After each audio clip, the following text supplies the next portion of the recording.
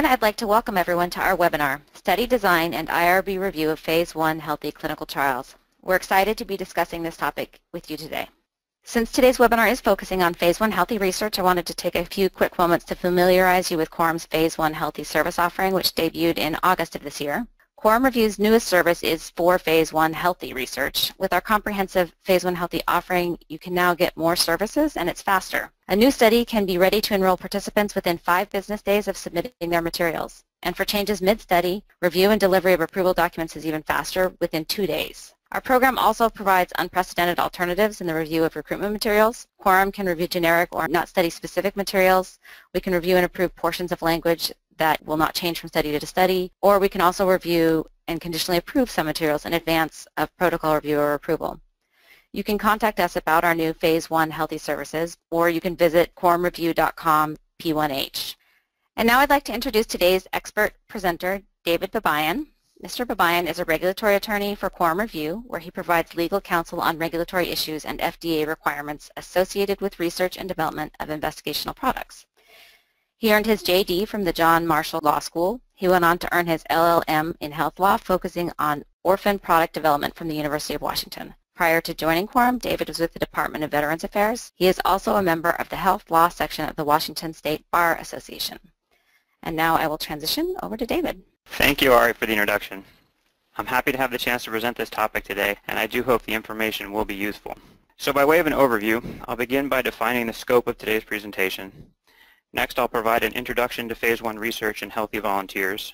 Then, to frame the IRB's role, I'll review a case study to provide context for Phase 1 healthy protocol design and IRB oversight, including considerations for study procedures, advertising and recruitment, screening, informed consent, facility issues, and compensation and reimbursement. Finally, I'll end with a few trends in Phase 1 healthy research and summarize some best practice tips.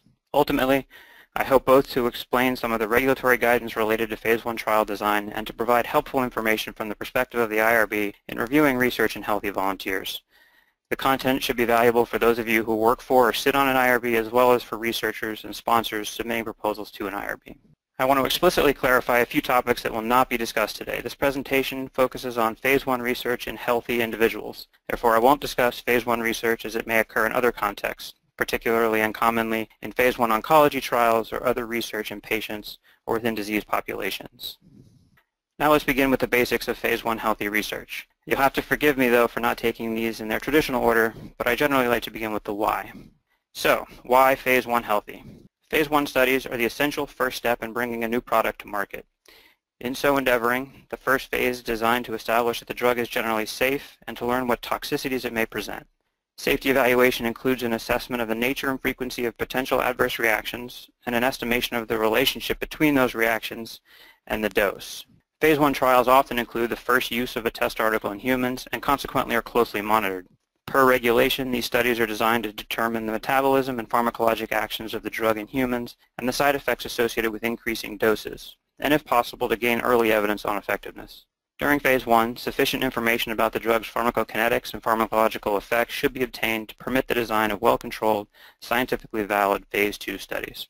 Phase 1 healthy trials are not intended to provide the definitive evidence for safety needed to support drug approval or even to provide a hint regarding effectiveness. Research procedures with healthy volunteers are instead designed to develop new knowledge and not to provide any direct benefit to study participants. When Phase 1 healthy? Typically, exhaustive preclinical studies in animals have already occurred, and as we said, the study may be the first time the investigational product is introduced into humans. In the United States, the sponsor of a new drug or biologic typically must submit an investigational new drug application, an IND, to the FDA to initiate research in humans. The test article typically cannot be shipped or used until 30 days after submission of the IND, and IRB review has occurred. Most Phase 1 healthy trials will not extend beyond a 1-year continuing review period by an IRB. This presentation focuses on clinical investigations involving drugs and biologics. In addition to testing a new product by itself, Phase 1 healthy trials may also involve combinations of products or new formulations of products already tested in humans. While not necessarily representative of the market as a whole, the 3 largest areas of Pfizer research involving healthy volunteers from 2004 to 2011 were in the areas of cardiovascular, neuropsychiatric, and infectious diseases, approximately 20% each according to a 2015 article. Well, this leads us to the question of who are these healthy volunteers, arguably the most important question from the IRB perspective. Until the early 1970s, much research on healthy subjects was conducted using prisoners. According to the NIH, a healthy volunteer is a subject with no known significant health problems who participates in research to test a new drug or intervention. Healthy volunteers are necessary for establishing what a quote-unquote normal response would be and allow for fewer confounding variables in assessing basic safety and toxicity. The total number of subjects included in Phase 1 trials varies with the test article, but is generally in the range of 20 to 80 participants. A prominent 2008 New Yorker article derided the research community for perceived abuses of research participants. The article argued that the research community made guinea pigs of the socioeconomically disadvantaged and of those with sufficient time to partake, such as students, who participate in many Phase 1 trials. More recently, this perception has been challenged by a study of Pfizer Phase 1 healthy trials. As we just saw, 53% had not previously participated in a Phase 1 healthy trial. The article also found that 88% of healthy participants were male, with a median age of 33. Choice of subjects to include in a Phase 1 trial depends on the expected risks, recognizing that there will be considerable uncertainty about those expectations. Expected risks may be estimated from the non-clinical data, an understanding of the biological mechanisms, and any previous relevant human experience. But the clinical significance of those risks can depend on the study population. The objective is to select an equitable trial population with an acceptable ratio of risk to reward. For example, safety considerations may preclude the use of healthy volunteers for certain drug classes, such as cytotoxic anti-cancer drugs, because exposure may lead to unacceptable long-term morbidities. The choice to enroll healthy volunteers should be justified. Where do Phase 1 healthy activities occur? A portion of the screening or consent process may occur remotely by telephone or email, for example. If enrolled, the healthy volunteer may be confined to a facility according to certain rules for varying lengths of time for precaution and observation. Some less risky study activities may also be performed on an outpatient basis. Finally, how are Phase 1 healthy trials conducted? Typical study designs involve dose escalation to establish expected and unexpected toxicities and to define the acceptable maximally tolerated dose. The first phase ideally examines a broad range of doses so that later, larger trials that are typically needed to support marketing approval can be efficiently designed, for example, with a narrower range of doses. In some cases, it may be expected that efficacy may plateau above a certain dose, so that further dose escalation to reach a maximum tolerated dose, or MTD, may seem unnecessary. But dose exploration that includes identification of the MTD is generally recommended, as failure to identify an MTD during early development may lead to subsequent clinical trials using subtherapeutic dose levels. Dose escalation and MTD study are the most prevalent of Phase 1 healthy trial designs. But there are many other types of Phase 1 studies that may be necessary to address a particular issue. Pharmacokinetic studies characterize dose and time dependencies, effectively evaluating how the drug is absorbed, distributed, metabolized, and eliminated by the body, or its ADME properties. As the effect of the drug on the body may not be readily measurable in healthy volunteers, pharmacodynamics and clinical endpoints often cannot be explored. Food effect studies investigate PK differences caused by eating before drug administration. These studies are usually crossover trials, with volunteers being given 2 identical doses of the drug while fasted and after having eaten. Bioequivalent studies are designed to develop generic drugs and typically are first used in healthy populations in a Phase 1 design. Studies involving new combinations of test articles obtain data on the interaction between those products in the human body. Data collection of prolonged QT interval is predictive of cardiovascular risk and is a prevalent reason for terminating a trial. Dosimetry estimates for human subjects are required prior to the initiation of Phase 1 trials that involve radiolabeling to study pharmacokinetics. Last, clinical pharmacogenomic studies focused on pharmacokinetics are usually performed in Phase 1 using healthy volunteers, with additional attention to the effects of gender, age, and race ethnicity. So how prevalent are these Phase 1 healthy trials? Phase 1 clinical trials are generally not required to be reported on clinicaltrials.gov. Still, the site identifies more than 5,500 open Phase 1 studies, approximately 550 of which identify the condition studied as healthy. So roughly 27% of reported ongoing clinical trials are in Phase 1, and of those, 10% involve healthy volunteers. Thus, using data from studies registered on clinicaltrials.gov, just less than 3% of all ongoing clinical trials involve healthy volunteers. I'd now like to present an infamous case study involving TGN 1412, sometimes called the Northwick Park drug trial disaster and eventually the Elephant Man trial. This was a Phase 1 trial in healthy adults in which subjects were offered 2,000 pounds for their participation. They were infused with a monoclonal antibody that was intended to one day treat leukemia and arthritis. All 6 subjects that received the test article experienced serious adverse events shortly after the infusions. All 6 were admitted to intensive care, and the worst affected lost his fingers and toes. The regulatory agency in the UK determined that the consequences were the result of unexpected biological action of the drug in humans, not deficiencies in trial design or manufacturing of the drug. Yet even with animal models suggesting a safe profile, critics voiced their opinion that the investigators should have known the drug may have been dangerous for humans, going so far as to say that the adverse events could have been anticipated based on similar AEs involving similar products, and that the study was not justified by appropriate statistical evidence. The trial was criticized primarily for dosing subjects too closely together. The protocol provided that subjects should be dosed 2 hours apart, but according to some reports, everyone was dosed within 20 minutes. The case fundamentally altered how the industry thought about phase 1 healthy trial design, and staggering dosage of subjects is now considered a critical safety consideration. Clear rules for dosing cessation, as well as for ascertaining correct dosages, are also more scrutinized as a result. Also noteworthy, good clinical practice standards indicate that payment should be determined in light of local norms. This study was criticized because some claim that regional standards should have set payment at around half of what was promised. According to the 2015 article, nearly 1/3 of participants did not experience any adverse event. Of the remaining 2/3, 85% experienced mild adverse events. Prior to unblinding, 76% of all adverse events were attributed to the test product. That percentage fell to 64% after unblinding. Nearly 1/5 of all AEs occurred on the first day and were attributable to changes in routine, for example, caffeine withdrawal. Interestingly, 80% of female participants experienced AEs compared to 62% of males. 1% or 255 individuals experienced a severe adverse event. Though a significantly smaller sample size, results of AEs in studies involving biologics were similar, ultimately with just over 1% characterized as severe. Notably, the severity of AEs did not differ significantly between healthy volunteers who participated in only one study and those who participated in multiple studies. Almost 99% of AEs did not require an intervention. The remaining 1% required permanent discontinuation of the test article with or without treatment and temporary discontinuation of the test article without treatment. So, now that we have completed the introduction and reviewed a notorious example, where does the IRB fit in? Per its regulatory mandate, an IRB must assess the risks associated with a clinical trial.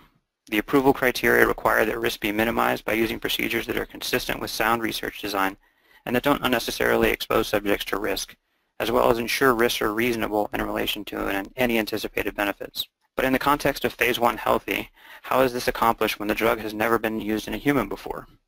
In particular, how can risk be minimized when the entire study design is intended to escalate the dose of the drug to the point of toxicity? And obviously, since healthy volunteers are involved, there really is no potential for direct benefit to the volunteers. Yet, important knowledge may be learned that helps to ensure that future participants who might not be as healthy are nonetheless protected from unnecessary harms. So how can phase 1 healthy risk be minimized? One method is to increase the duration of monitoring. These studies typically involve escalating the dose until the point that subjects will likely experience some negative side effect. Due to the very short duration of most phase 1 healthy trials, one criticism is that adverse events are really only assessed for a very short time period, and subjects are not followed over the long term to evaluate possible adverse events that may not emerge a significant amount of time after the study. Depending on the preclinical data and other available information, it may be appropriate to incorporate longer follow-up of participants, even if the dosage period is relatively short in duration. This is particularly relevant in investigations involving cellular and gene therapy products, or CGTs. In fact, the FDA has indicated that for most CGT trials, the benefit-risk profile is not acceptable for healthy volunteers due to the possibility of extended or permanent effects and a high potential for immunogenicity, along with the risk of any invasive procedures necessary for product administration. This immune response risk was illustrated by the case study provided earlier involving a monoclonal antibody. IRBs will also look closely at who is being enrolled.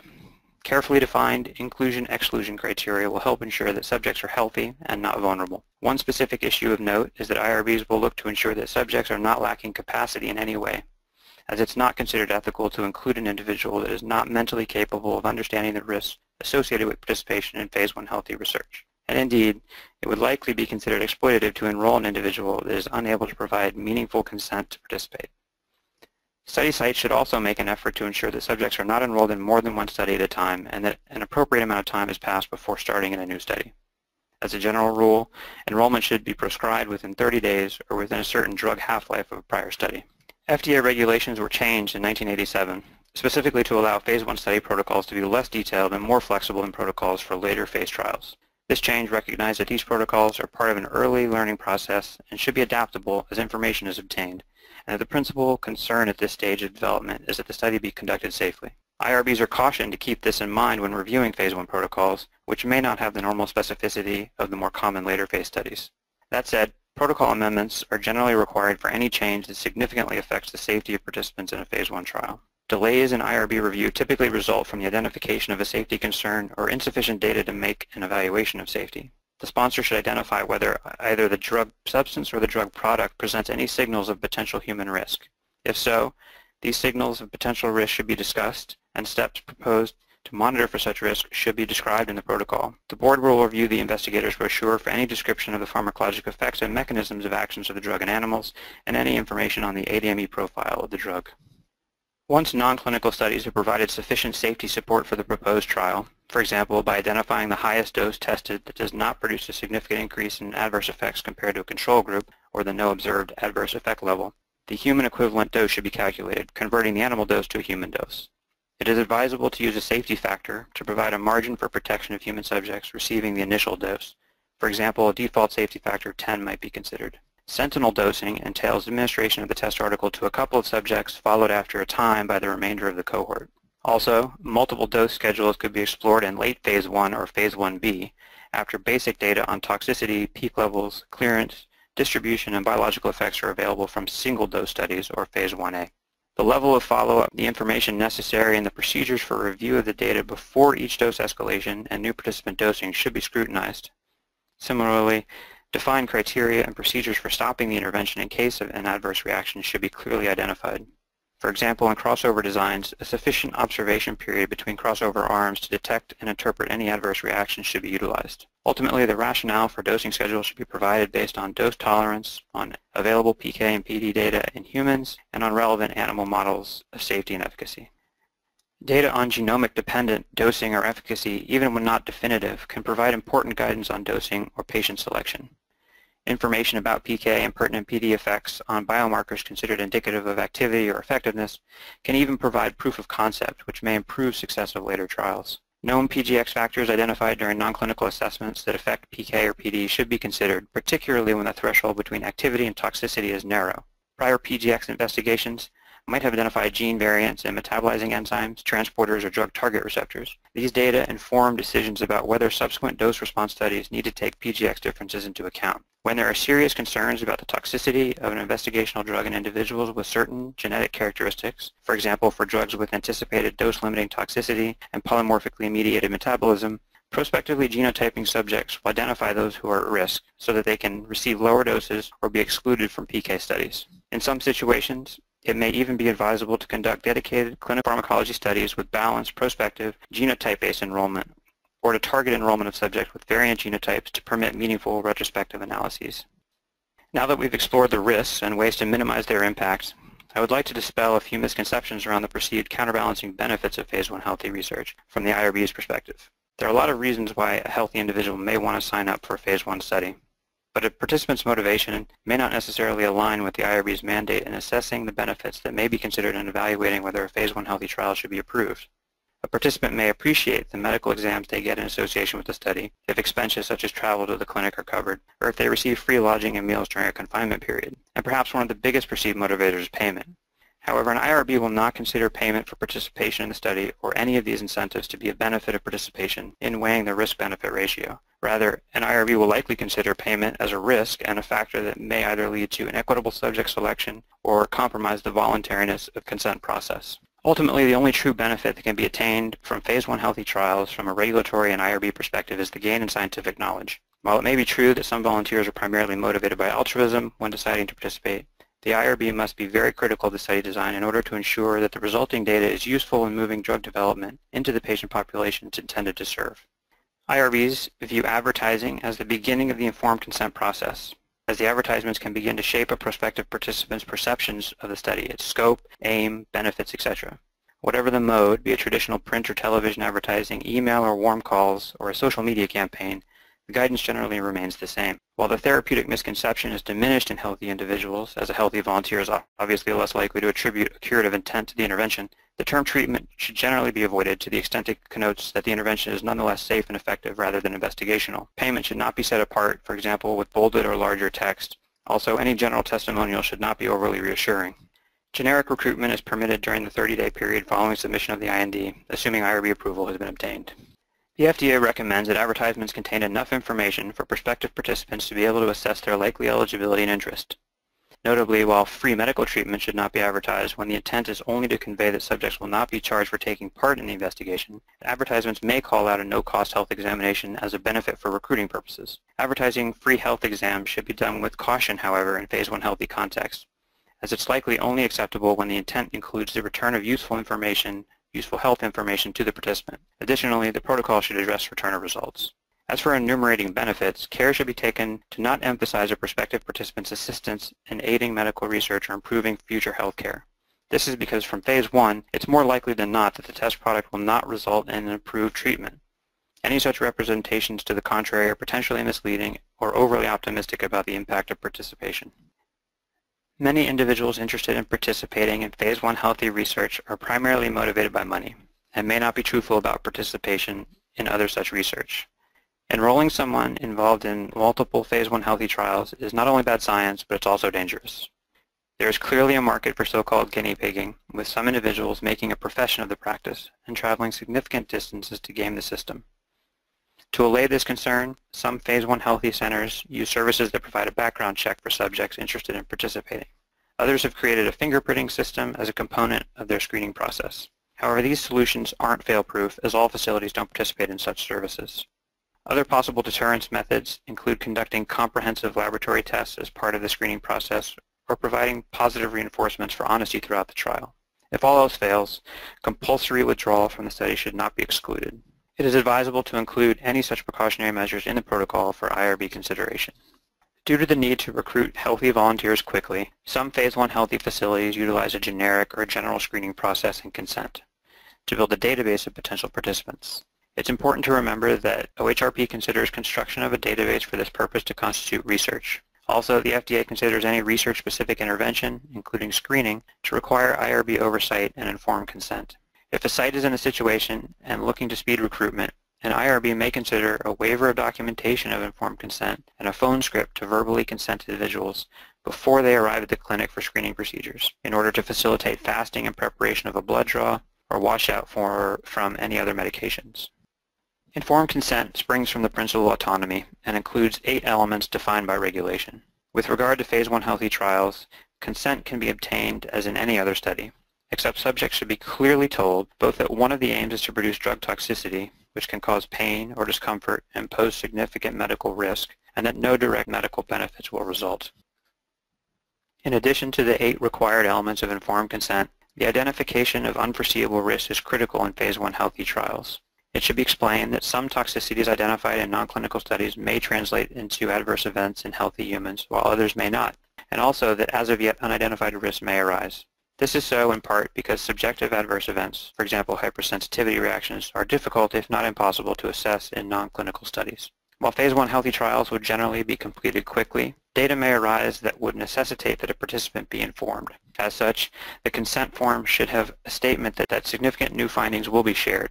The relevant standard for such disclosures asks whether the new information would impact a participant's continued willingness to partake. If this sharing of new information becomes necessary, it may not require full reconsent due to the short duration of most Phase 1 trials, but it may require that special effort is taken to make past participants aware of a previously unknown risk. Informed consent forms used for Phase 1 healthy trials will generally be shorter since the aim involves safety rather than efficacy. To be clear, short-form consent, however, is not generally appropriate for studies in which there is no possible therapeutic benefit to the subject. Since dose escalation studies may not have the specific dose level being given, a dose range or a no higher than dose could be conveyed to the participant. Consent for any optional components may be included in the core form or may be submitted for IRB review separately. While the form may be shorter, the informed consent process itself may need to be more robust based on concerns regarding motivation. Consent might be obtained by a licensed health professional capable of assessing the capacity of the prospective participant, or the site might employ a brief cooling off period prior to commencing study procedures involving administration of the test article. The board will also evaluate the qualifications of the PI and staff in specific relationship to conduct of Phase 1 trials involving healthy volunteers, and experience with and access to emergency care in the event of a serious adverse event. It might also be advisable to post signs reinforcing the importance of reporting symptoms throughout the facility.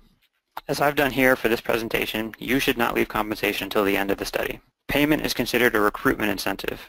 Some studies can pay as much as $10,000, with a median payment estimated between $600 and $800. Again, such payments are not weighed as a benefit by an IRB in the risk-benefit assessment. As for determining the amount, it's difficult to assess how much is appropriate. There is much scholarship related to the payment for participation in research. According to a 2004 article, monetary payments appeared to influence respondents' propensity to neglect to tell researchers about restricted activities engaged in either before or during a study, but not about negative consequences from participation. Higher payment levels led to a higher propensity to neglect to tell. This propensity was inversely proportional to risk, in that the lower the risk, the greater the propensity not to tell. Also, the study suggested that monetary payment increases willingness to participate in research, regardless of the level of risk, though not blinding respondents to risk. As a guiding axiom, the amount paid to participants should not be so much that it incentivizes subjects to remain in the study against their better judgment when they might otherwise withdraw. This is a fact-specific determination informed by the participant population and the wider local context, so as not to be exploitative. Payment should also correlate to the amount anticipated to effectively recruit the study.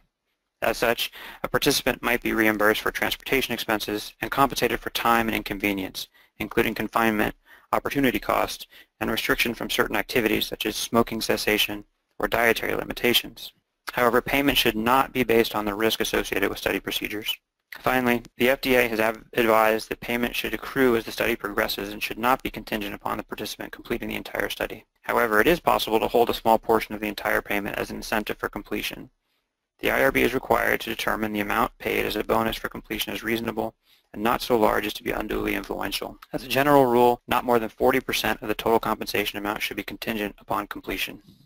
A major influence on the state of Phase 1 healthy research in recent years is attributable to the financial crisis. Phase 1 healthy research has trended toward study designs that aid sponsors in generating the most data possible out of a single trial, which results in study designs that are effectively multiple studies wrapped into one. This could entail utilizing adaptive design elements, combining what traditionally have been separate studies, such as a single dose escalation and a multiple dose escalation within a single protocol, or adding a patient arm to the Phase 1 trial. The end result is that often investigators may have more difficulty implementing the protocol and more errors could be made. It's important with these more complex study designs that staff are clear on how the study should be implemented and that any protocol deviations are reported to the IRB promptly. By way of summary, I will conclude with a few do's and don'ts when involving healthy volunteers in Phase 1 research. Do make payments based on number of procedures and time involved, not risk. Do not allow dual enrollment or enrollment within 30 days or within certain drug half-life of a prior study. Do affirmatively ask participants about adverse events multiple times per day using non-leading questions. And do determine adverse events related to the test article prior to unblinding. Do consider a many-fold safety factor when developing a dosing plan with a risky mode of action. Do utilize sentinel dosing. Do emphasize importance of reporting symptoms in the informed consent without financial penalty for being withdrawn due to an adverse event. Do use two-category classification for safety reporting. 1, did not cause the adverse event, and 2, uncertain or caused the adverse event. And do monitor participants after discharge for at least 30 days or a certain half-life of the study drug. Ultimately, Phase 1 healthy trials are justifiable when risks are minimized based on all available knowledge, and direct benefits are not required if the risks are reasonable in relation to the anticipated benefit to society as a whole. I thank you for your participation today. I hope it was time well spent. And with that, I will turn it back over to Ari for a few closing remarks. If you're interested in learning more about Quorum, please visit us at quorumreview.com. You can find several of our past webinars and other resources available at quorumreview.com/resources. You can sign up for our newsletters, view past webinars, read industry-relevant articles on our blog, including a few on Phase 1 healthy research. You can also connect with us on LinkedIn, Twitter, YouTube, and SlideShare.